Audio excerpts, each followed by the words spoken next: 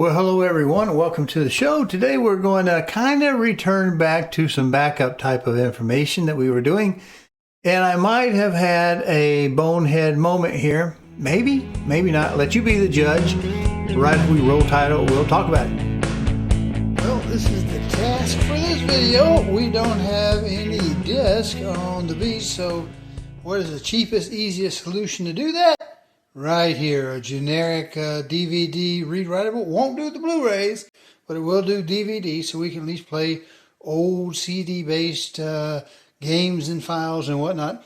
Again, we'll still have to do the Blu-ray downstairs, but there we go. We got a, says right there, and they wouldn't tell you a story, high-quality digital cable. Now, it says that is a USB-A cable, and of course this thing says it will do USB 3, USB 2.0 and up. Maximum 5 gigabit support, plug and play.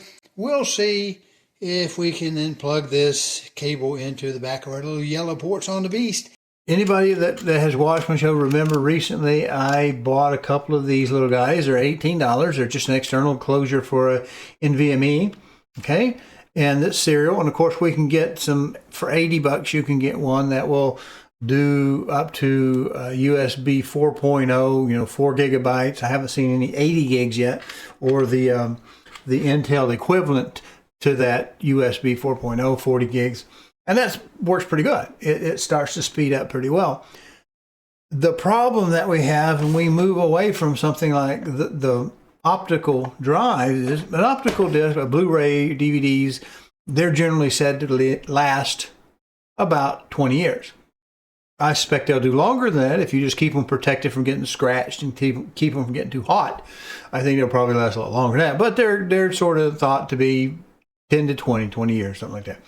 And I certainly have discs that I pulled off of that were more than 20 years old, believe it or not, I think it was. So anyway, here's the deal. When I built a water system upstairs, the custom loop, there's not a place to put an external drive, and that was a concern to me. So going to something like an external serial drive like that, still a pretty good idea because you can get up to 8 terabytes, in a NVMe stick. That's fine. That's not too terrible much. The problem with NAND memory is, in general, it's good for about 5 years. Maybe some people will say it needs to be recharged once a year, and other people will say, okay, it'll go as long as 10. But it's just not going to hold that charge, that state, that long. So optical drives are still a good deal if you can find them. Now, I was looking on Amazon, and I found a Blu-ray, external Blu-ray, like you'd use for a laptop, USB, and it $50. Okay, found a DVD, and I thought, well, maybe I do want to. Maybe I want to play an old video game that's on DVD or CD, or I want to listen to music or whatever that's not already digitized or something like that. It's probably good.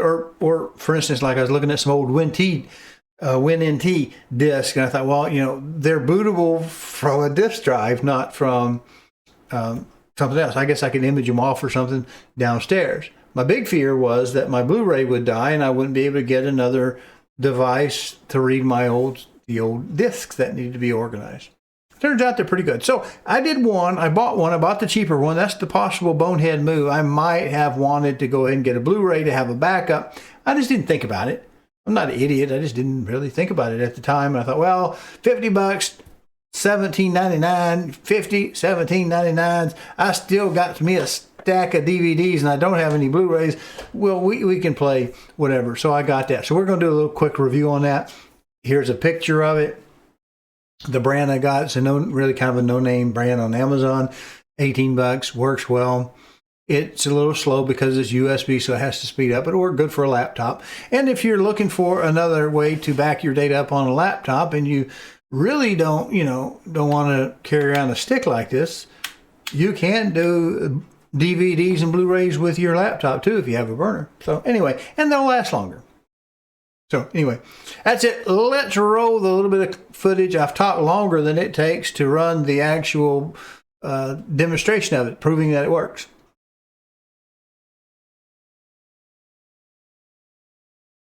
Hey, appreciate you watching. Do me a favor if you will, subscribe to the channel, either the YouTube or the Rumble channel, which this appears in. And if you can, check the notification bell or settings to make sure that you get notified when new videos are posted. Appreciate it.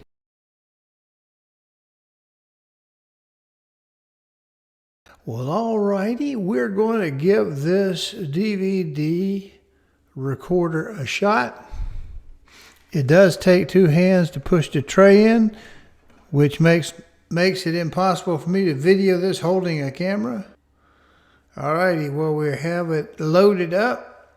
It's going to ask us, do we want to do it like a DVD or a USB? We're going to leave it like that. We're going to say okay. And I only have two of these directories at max that will be small enough to go to a DVD. So I've answered my question, should I have gotten the Blu-ray? Well, it depends on what I want to do with it. But yes, we would have been better had I got the Blu-ray. And this may go in the briefcase with the laptop. Go up to the top. That's where it is. That's where it is. I knew I would remember eventually. And we're going to set this up. There we go. It's going to copy it over for the cache. And then we should be able to tell it to go. There we go. Ready to be written. Finish burning, I think, is what we do 8 times. Let's let her rip. And let's see how long it takes to do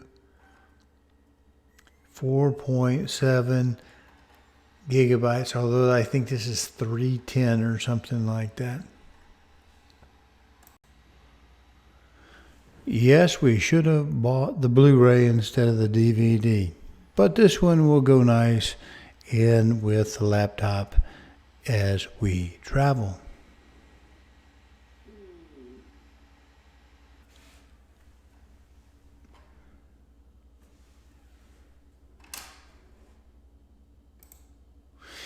It did auto eject, just pop the little cover, and we will retrieve our DVD data disk.